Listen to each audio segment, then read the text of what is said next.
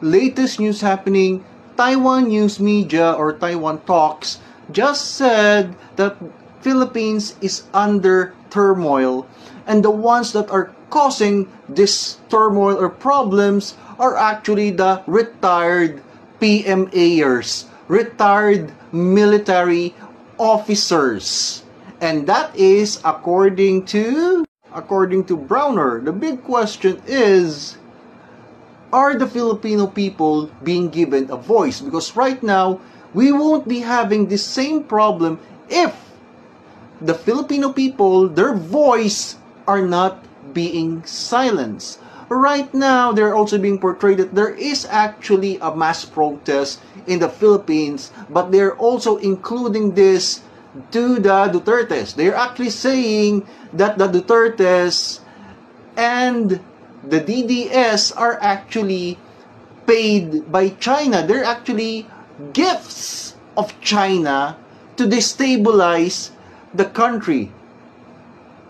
They're also saying that the EDCA site base, military base, and the Typhoon missile launchers, the CIA are not involved and America is here to help us. But at the same time, okay, the Philippines should be ready to defend Taiwan in case that there is a conflict or a war between Taiwan and China would actually start.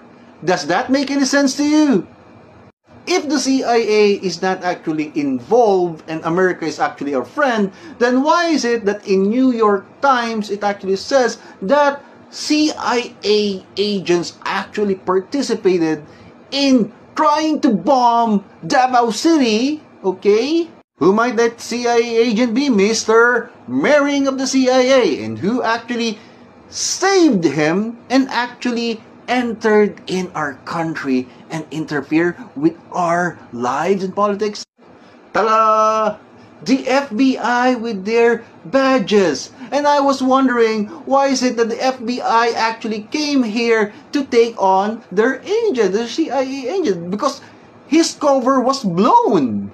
Now you're telling me that the CIA is not involved in putting the EDCA site here?